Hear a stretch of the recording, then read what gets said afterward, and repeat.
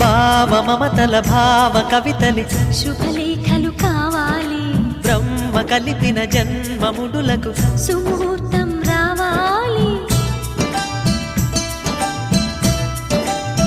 మా 7 అడుగుల జోడు నడకలు ఊరంతా చూడాలి, వేలు విలువని తోడు ఇమ్మని అక్షింతలు వేయాలి. ఇన్నాళ్ళు